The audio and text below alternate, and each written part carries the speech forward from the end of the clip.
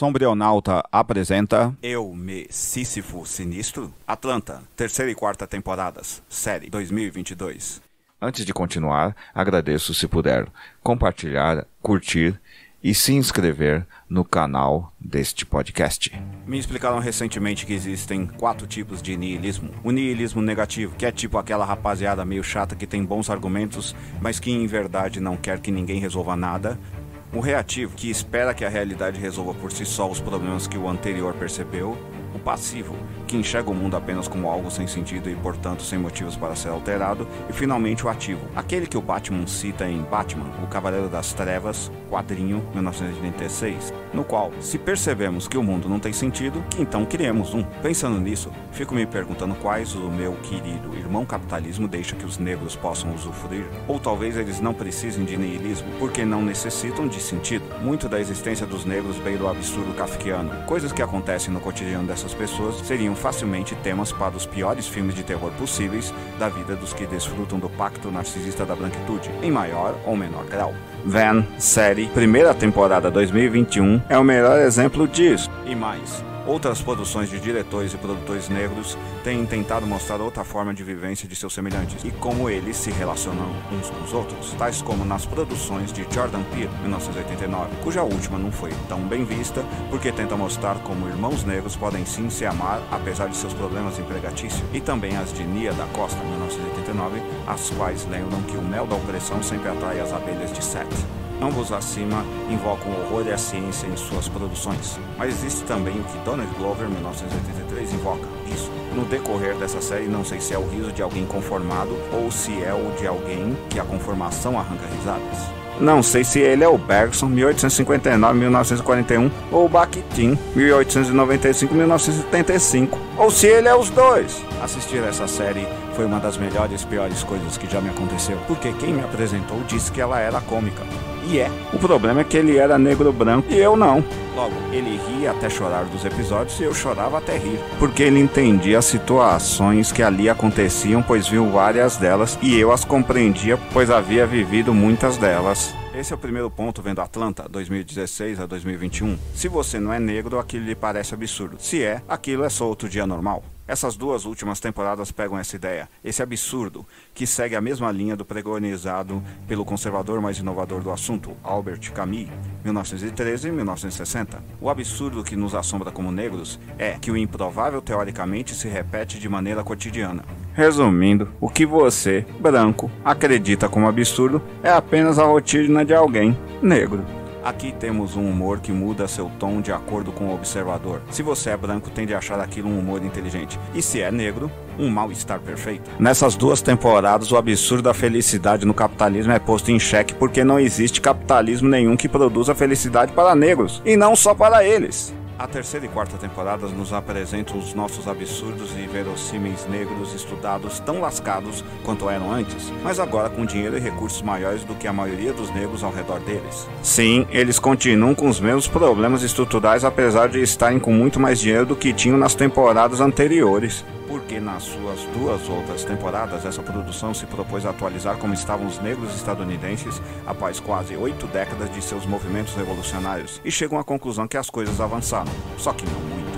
Existem negros mais estudados, negros que têm maior compreensão de suas situações, mulheres negras cada vez mais conscientes, porém, e daí, o irmão capitalismo ainda está aí, e quaisquer vitórias dos negros serão esvaziadas com o tempo e a desvalorização da moeda e de sua cultura, justamente porque ela está sendo superexplorada, como sempre.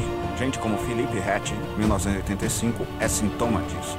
Na terceira temporada, nossos queridos personagens estão fazendo sua turnê pela Europa e parece que finalmente Ernest Earl Marx, Donald Glover, conseguiu sua estabilidade financeira e respeito profissional, sendo empresário de seu primo, o rapper Alfred Paperboy, Brian T. Reed Henry. Só que não, eles são negros socialmente e culturalmente ainda. Ou sendo mais sintético, eles estão com dinheiro, fama, mas se recusam a deixar de pensarem como gente da periferia. Um dos personagens que deixa isso claro no decorrer dessa temporada é Paperboy, que começa a perceber que mesmo sendo ex-traficante, não é páreo para como o sistema pensa. Durante todas essas duas últimas temporadas, ele luta para fazer uma coisa clássica de criminoso negro de bairro: justiça para o povo negro. Porém, ele não é maquiavélico o suficiente para isso. Logo, ele percebe que os negros são apenas moeda de troca, mesmo os mais ricos, para os objetivos mais deploráveis do mundo, como desculpas e perdões pelo racismo como economia política, que branco gosta de chamar de racismo estrutural, para fingir que não é economia. Seu final na 4ª temporada é o de qualquer rico negro virar caipira. Mas também temos o sagrado dopado Darius Epp, Lakeith Stanfield, que em suas visões mestiças de nigeriano e estadunidense procura constantemente conciliar passado e presente. Ele é o personagem que melhor encarna aonde o afrofuturismo, a busca das raízes africanas e a conciliação com o irmão sistema vão levar a classe média de origem negra à destruição de sua própria economia. Um dos episódios que mostra esse fato é o que ele está apresentando sua cultura culinária à clássica mulher branca de classe média empreendedora. E logo depois, ela monta uma versão inferior em termos de qualidade, mas legitimada pelo pacto da branquitude, e vem a falir o restaurante de mulheres negras nigerianas que nosso hippies apreciava tanto. Pense nisso quando confiar sua cultura de bairro a seu amigo branco empresário. Todas as 2 temporadas são intercruzadas com pequenos filmes de horror, absurdos aparentemente, falsos documentários e outras besteiras que aceitamos tranquilamente se forem brancos a nos apresentarem. E por isso mesmo ilustram também a própria branquitude. Alguns são inspirados em fatos reais, outros não. Descubram vocês mesmos. Sim, Atlanta faz apropriação cultural apenas para provar que ela é uma faca de 2 gumes e que fere ambos os usuários. Mas e Vanessa Kiefer, Zazie Beetz? Poucas vezes conheci nas telas uma mulher tão bonita quanto Zazie Beetz, juro. E estou destacando isso aqui por uma questão simples. Em dado momento ela esquece disso e vem a tentar se destruir, como acontece com muitas mulheres negras mestiças, as pardas. Ela é de origem teuto-americana, que a série faz questão de usar a seu favor no decorrer de sua existência. Talvez essa origem afete o meu julgamento, porque é público o meu interesse pela cultura alemã. Estranhamente encontrei ao longo de minha vida muitos negros com esse interesse, algo que um dia merece uma pesquisa. Kiefer apresenta uma coisa maravilhosa no decorrer dessas temporadas. Se você é branca, mas que é terrível se você é negra, a condição humana de uma mulher intelectual. Ela era professora, viu como minhas paixões egocêntricas são óbvias, que fica desempregada nas temporadas anteriores e depois tenta fazer uso de sua cultura europeia para melhorar de vida ao longo dessa fase final da produção. Finalmente Kiefer chega a uma absurdamente concreta conclusão, que penso chegou inclusive àquela outra intelectual negra que gostava de alemães, a Angela Davis, 1944.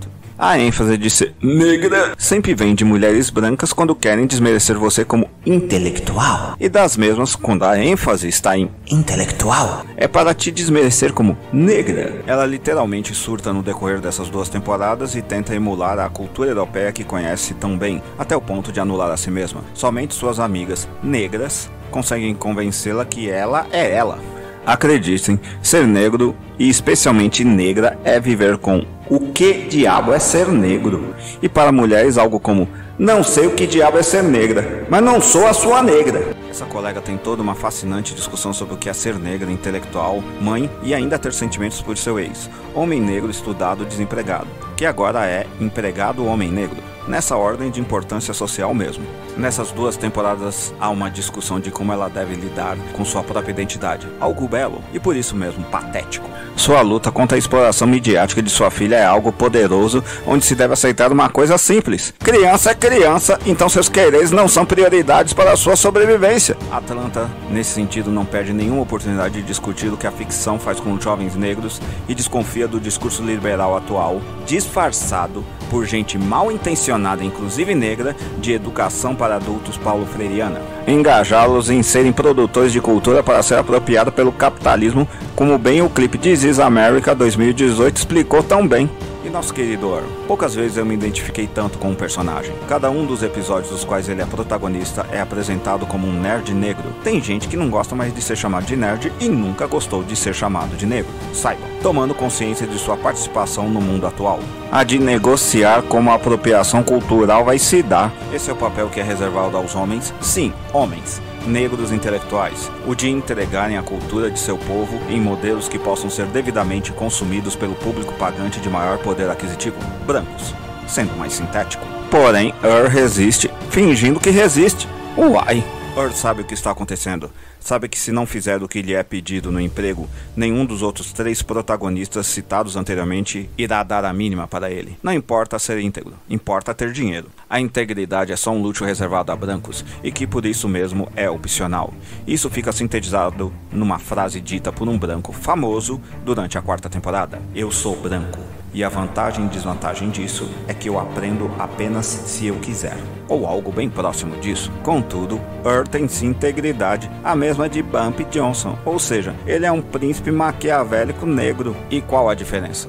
Earth se vende quando precisa, mas resiste e ataca o sistema sempre que pode. Sua habilidade de estudo permite que ele dê subsídios aos que estão ao seu redor para resistirem também, como quando Paperboy não quer se apresentar para um público europeu fazendo blackface, ou quando ele paga a Ape para sobreviver e lhe dá uma função apenas porque ele é um cara que precisa disso, e também quando confessa que ama Kiefer, mas que poderá superar a separação deles, então a livra do peso de ser a única mulher da vida dele. Ele é o clássico pusher, empurrador.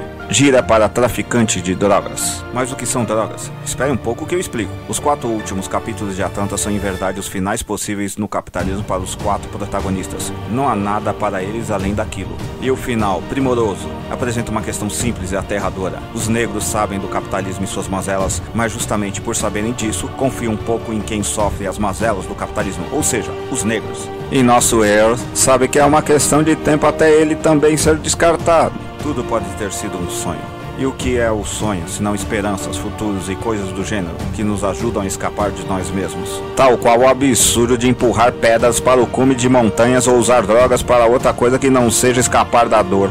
Uma das melhores coisas que essa série apresenta é esse niilismo maravilhoso em relação a alguma felicidade real perante o capitalismo, seja para negros ou não. Atlanta não se propõe a culpar os brancos pelos problemas dos negros, mas sim as formas de capitalismos que ambos usufruem como a dialética do problema. Todos os personagens dessa produção lutam selvagemente para conseguirem ficar vivos. Isso não é fácil para ninguém, inclusive para os brancos. Em alguns episódios é cômico como essas pessoas não sabem que estão sendo racistas, justamente porque não entendem que entender o racismo também pode se mostrar uma forma de pensamento racista. A brutalidade que eles tratam racistas é cômica, porque não muda nada, não foi pedida a eles, e geralmente só fere pessoas que assim agredidas não irão mudar nada no racismo. São apenas vespas, WASP, no acrônimo em inglês, sem ferrão como diria o professor alemão de Davis. Assim, essa esperança de melhora no sistema capitalista, por ter mais negros em sua participação, é arrasada por Glover e seus companheiros, justamente para provar que a esperança e futuro são coisas, como o mercado de ações, que pobres não devem se ocupar. A vida, ela mesma, tem sentido construído pelos vivos. Viva! Se você apreciou, compartilhe nas suas redes sociais. Dê um curtir se você estiver no Facebook. Dê 50 palminhas se você estiver no Medium. E dê finalmente um curtir e um compartilhar se estiver no Facebook. Ou, se estiver no WhatsApp, envie para seus amigos. Se estiver no TikTok, compartilhe também e divulgue. E se estiver no YouTube, se inscreva em nosso canal. Até mais. Até a próxima. Obrigado.